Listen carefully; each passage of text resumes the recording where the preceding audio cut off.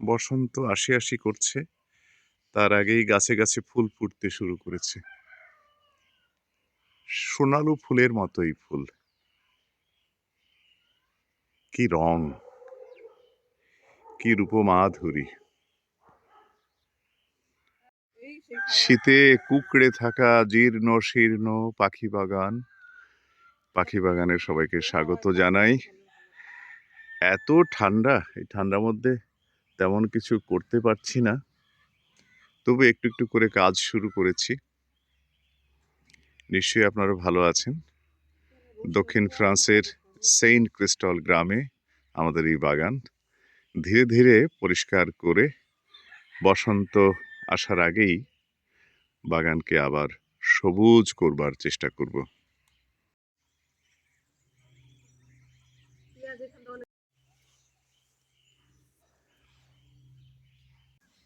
टालत मर घर नहीं पड़ो बेसी, हड़ी तो भात नहीं नितिया বেশি। হাঁড়িতে ভাত নেই, এটা ঠিক নয়। ভাত তো আমরা খুব কম খাই। আহ, তো এই যে টিলার উপরে বাড়ি, পাহাড়ের উপরে আমরা থাকি, দক্ষিণ ফ্রান্সের পাহাড়ে আলেসে। এই যে দাঁড়িয়ে রয়েছি, এটাও একটু উঁচু পাহাড়, অর্থাৎ পাহাড়ের শানদেশ, পাদদেশ নয়, সেভেন পাহাড়ের দেশে আছি আমরা। এখানে আমাদের বাগান আর নিবাস একটু দূরে শহরের মধ্যে। এই যে কৃষি কাজ, এই কৃষি কর্মই তো আমাদের সভ্যতার আদি কাজ, প্রাচীন কাজ।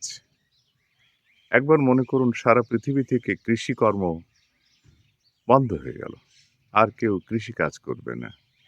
মনে রে কৃষি কাজ জানো না,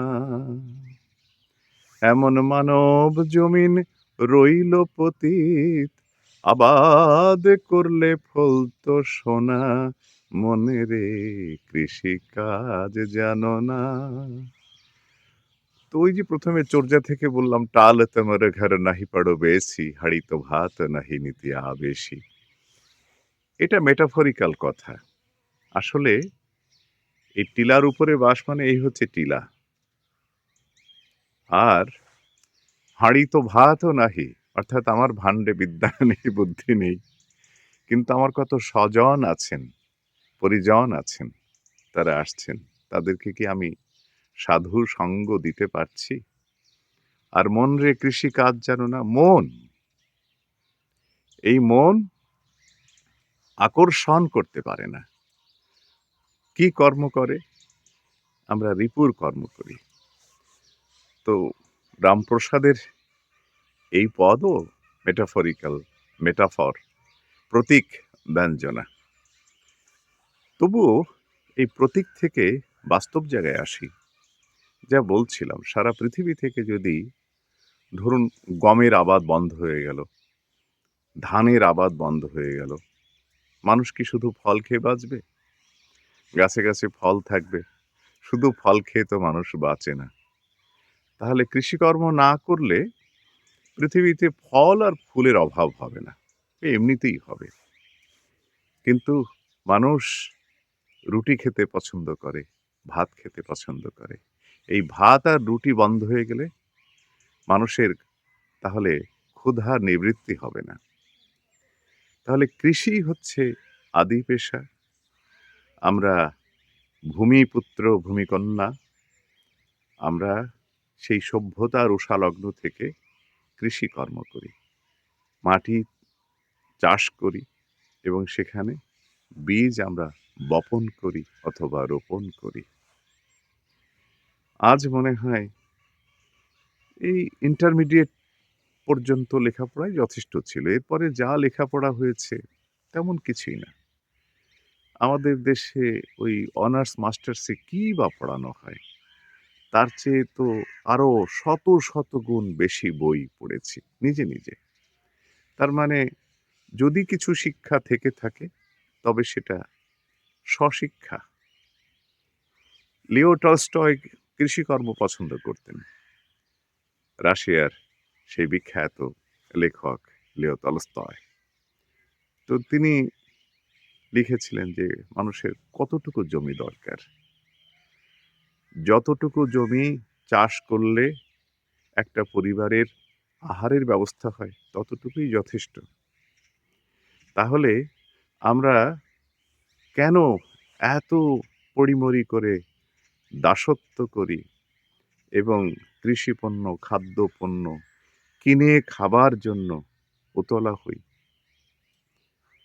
যার যতটুকু জমি আছে অথবা জমি যদি নাও থাকে, ওই বর্গা জমিতে হলেও চাষ করুন। কোথাও যদি মাটি পতিত পড়ে থাকে, পতিত মাটিতে বীজ রোপণ করুন।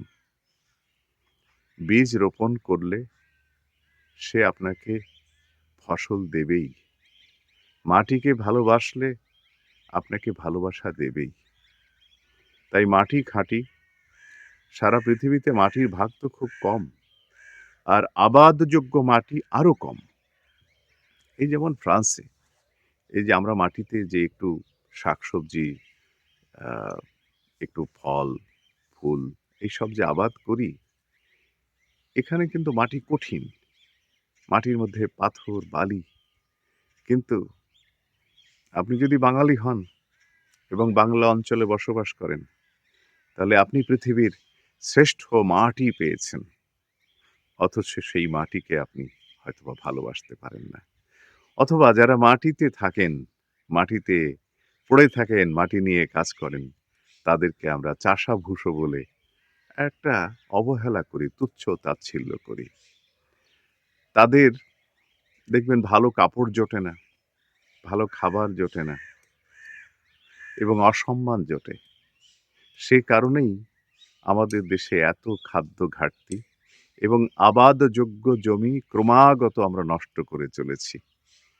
যেখানে চাষ হয়, ফসল হয়, সেই সব মাটিকে আমরা কি করছি? কংক্রিট করছি। সেখানে আমরা কেবলই নির্মাণ করছি।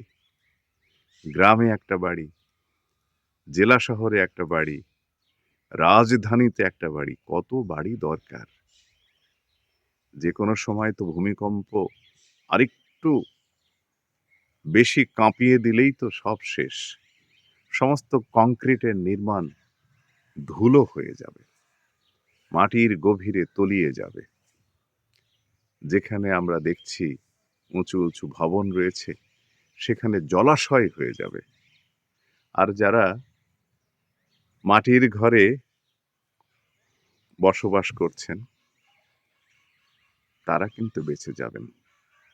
বা বাঁশ, খড়, টিন দিয়ে কোনো রকমে জীবন নির্বাহ করছেন, তারাই বেঁচে যাবেন।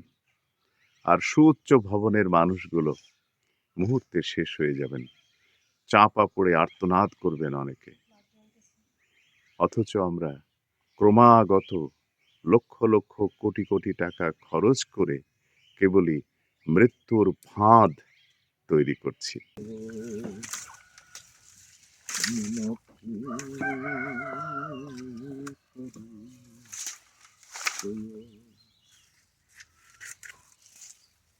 এই তো শুকিয়ে গেলে বোঝার উপায় থাকে না যে কিসের লতা। এই লতা কিসের? এখানে হয়েছিল ওই যে ধুন্দুল, এখনো অবশিষ্ট আছে। এই তো জীর্ণ হয়ে গেছে, তাই না? তাও বোঝার উপায় নেই এটা কি শুকিয়ে যাওয়া ঝিঙে নাকি ধুন্দুল। বার্ধক্য এলে এ জীবন জীর্ণ শীর্ণ হয়ে গেলে এমনই হয়, চেনার উপায় থাকে না। ওই শিশুকালে যেমন বোঝা যায় না আমরা কে কি হব, তেমনি অশীতিপর হয়ে গেলেও মানুষের আর কোনো এরকম কোনো মূল্য থাকে না। এই যে লতা, শুকনো লতা, এই শুকিয়ে গেছে, কোনটা কিসের? এখানে ছিল ধুন্দুল আর ঝিঙা, সব একাকার হয়ে গেছে এবং এগুলো এখন পরিত্যাজ্য। এগুলো পরিত্যাগ করতে হবে। তার মানে এগুলো শুকিয়ে গেছে বলে পুড়িয়ে দিতে হবে। পুড়িয়ে দিয়ে নতুন করে আবার বাগান সাজাতে হবে। তাই বাগান তবু তো বারবার সাজানো যায়, জীবন কি বারবার সাজানো যায়? জীবনে গুরুত্বপূর্ণ সময়ে যদি আমরা ভুল করি, তাহলে আর এই জীবন নতুন করে বারবার সাজানো যায় না।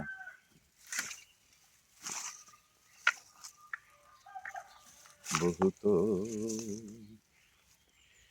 এরকম সব খুলে খুলে পরিষ্কার করব এবং পরে এটা পুড়িয়ে দেব। ও এখানে মূলো আছে না? হ্যাঁ, মূলোতে পাড়া লাগছে। এই মূলো তো ডালের সঙ্গে যাবে, আর শাক আলাদা খাওয়া হবে, মূলো শাক। সাদাও আছে, লালও আছে। একদিনে সব তুলে ফেলবে?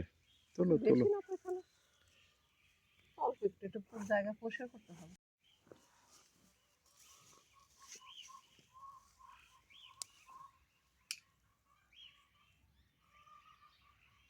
পুড়িয়ে দিই, তাহলে তাড়াতাড়ি পরিষ্কার হবে।